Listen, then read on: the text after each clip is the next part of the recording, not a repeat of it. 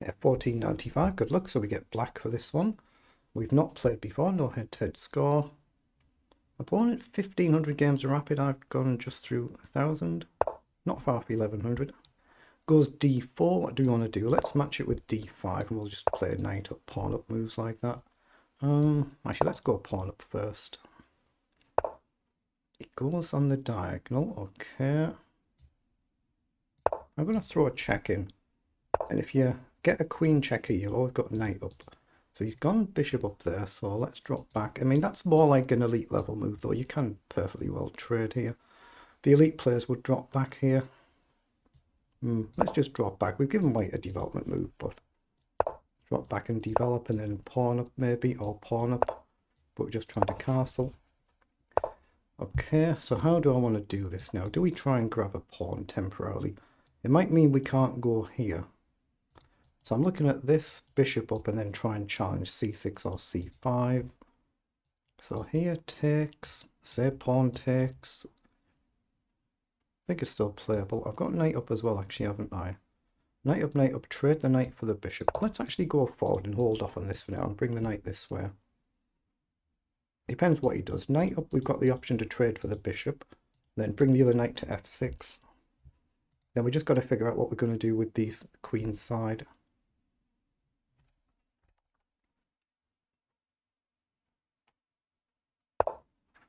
Okay, he's played rook across. So I'm going to bring the knight over now, preparing to come to f6 if we trade here. And we're either going to do this or this at some point, and maybe this. Of course, if he takes, we'll take back with the pawn.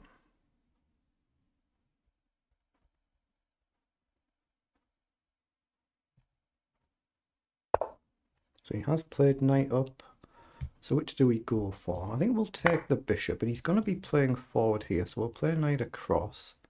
But I might have to play forward first.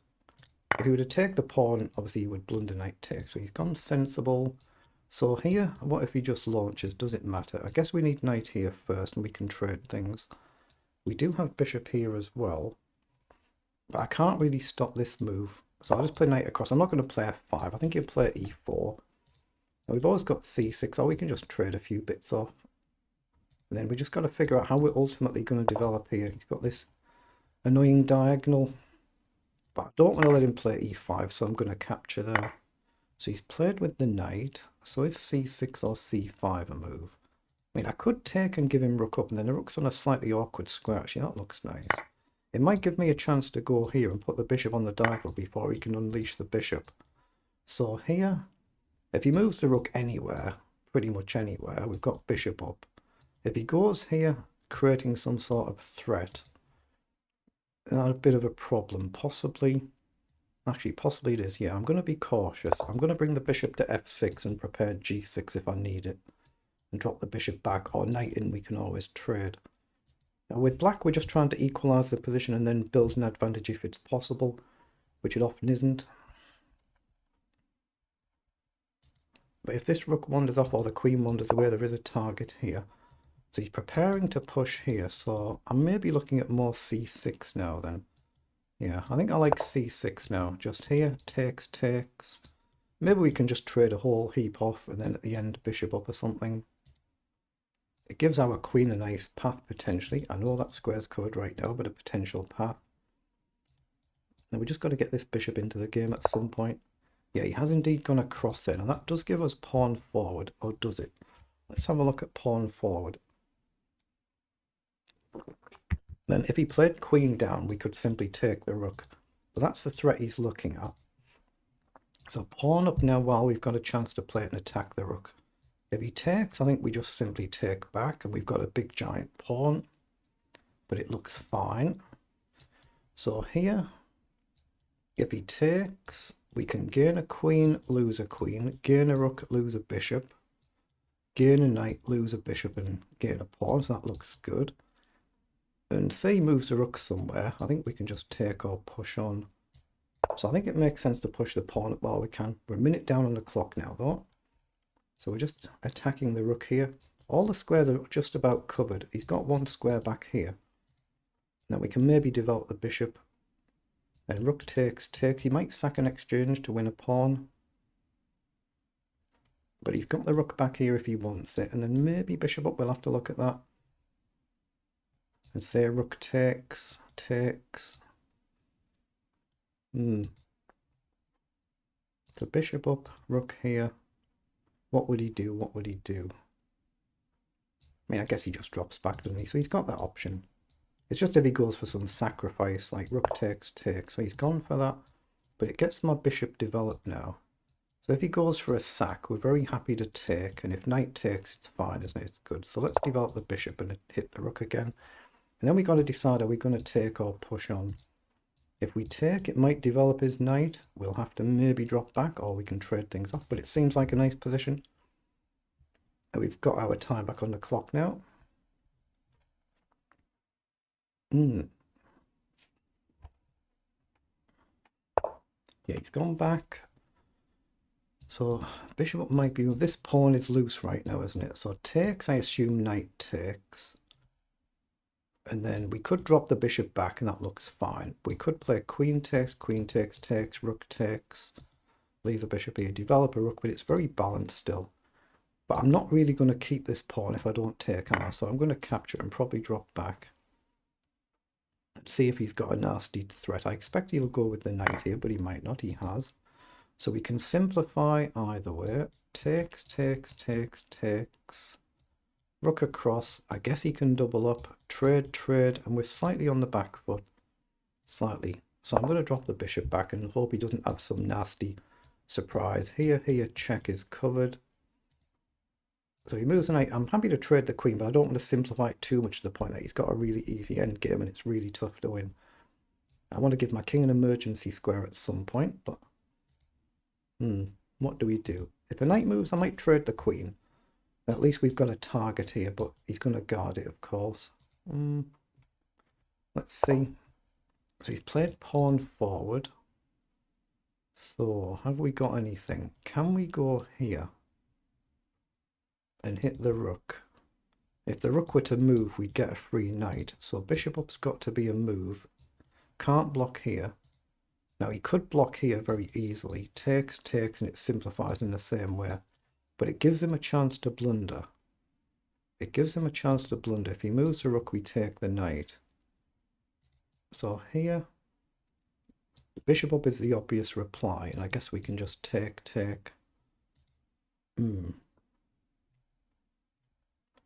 Yeah, I've not got anything much else, have I? I'm going to play bishop up and hit the rook. He's just got to make sure he blocks this f3 here, or even knight back, I guess, and he's fine. But if he moves the rook, he would lose the knight. Then I've got to get my queen active, get it on a square where I can move it to, and then activate the rook, something like that. d7 looks very nice right now. Get out the firing line.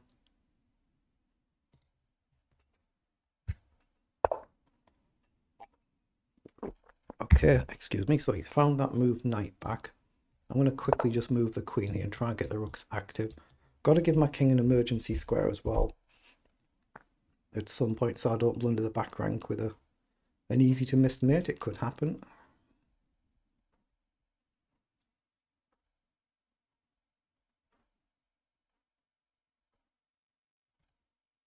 Yeah, probably h6, probably. But he's got the light squared bishop, but it feels like it's the better one rather than g6.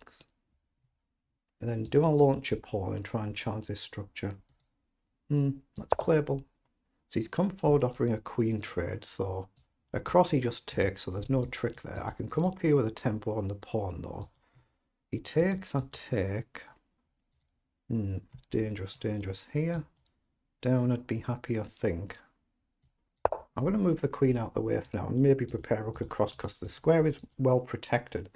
So rook over is a development move. But I'll always feel more comfortable once I've given my king an emergency square. We've both got about half our time gone now.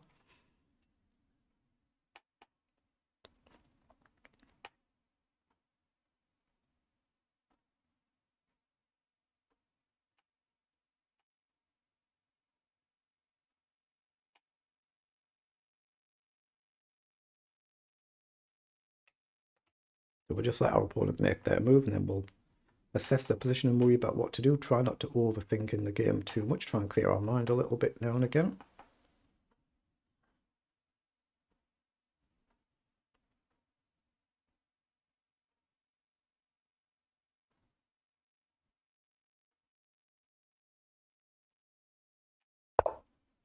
So he's moved a rook. That might be a losing blunder. It just allows rook across, and this rook is no longer guarded, and he can't move away to protect it. So that should just win the game on the spot. It's got to be the right move, hasn't it? I don't see any tricks. I think he's unlucky there. But he can't sack anything useful here. He's unlucky. He's just unprotected the back rank, and it just wins on the spot. Unless there's some really clever trick that I just don't see. Which there always could be, of course. Of course it could be, but the queen can't retreat safely. Maybe he can go here, but I take with a check. He'd attack the bishop. I'm in time to save it. Like, it's really unlucky, just a one move mistake, so he's given it up. But I can take with the rook or the bishop. If I go with the rook takes, I've got the queen takes, but I think just to be sensible and safe, just go with the bishop. Don't risk blundering the back rank until a pawn has been pushed, and I'll just trade off any piece I can and keep the queen if possible. So trade here, push one of the pawns, probably the dark pawn now the queen's gone. So just trade, push the pawn up, give the king the dark square, deal with the light square. Nice try, but we can just push up here. In fact, I don't even need to. I can take the bishop. If he takes here, I take. If he takes here, I take. So it's actually all good. So we can take here. It's worth a try though, because I could have blundered moving quickly and taking the rook, and the back rank would fall. That's why you want to push a pawn. So he's taken, and now just make certain we can't blunder a back rank, and now it's game over. But he's played a really good game up to that one move mistake. So it's a safe pre-move. Now you don't really need to pre-move in rapid chess mind. So he's pushed the pawn, so now we just take and step the king up again. He had a concept there. I just try and simplify as much as we can. Swap the queen for the rook if possible.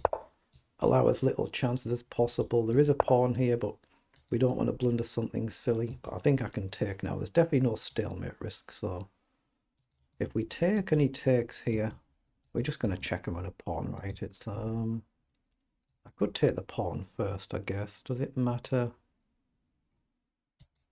Actually, I think I'm going to take this one. I'm going to be a bit clinical here. Give up the bishop and get the two pawns. Get it with a check and get this one as well.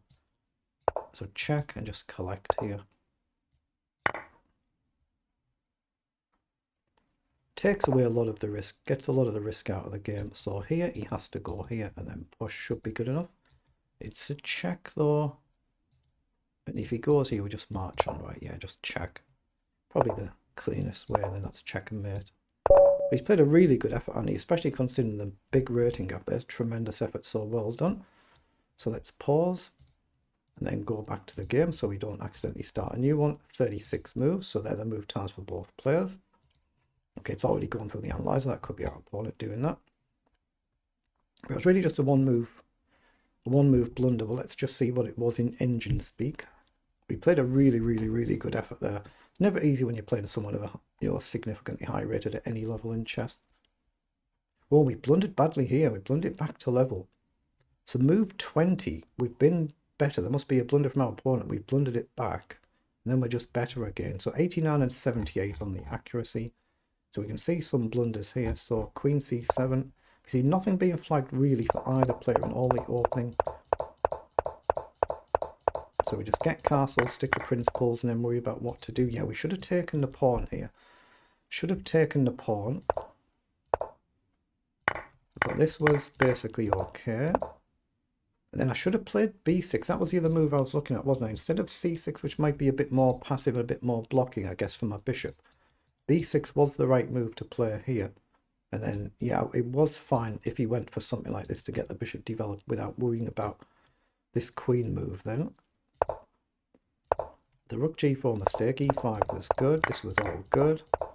And then the blunders. So he's blundered with knight to f3. And queen to c7 was a blunder. I can take the queen.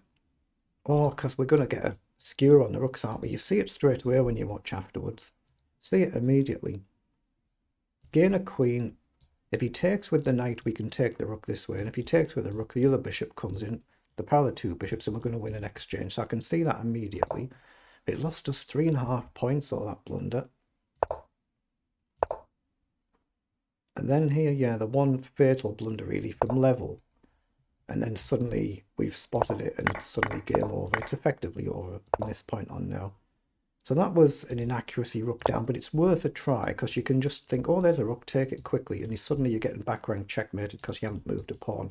So it's worth a punt. When you're all but lost, it's worth a punt, but we've converted it pretty clinically here.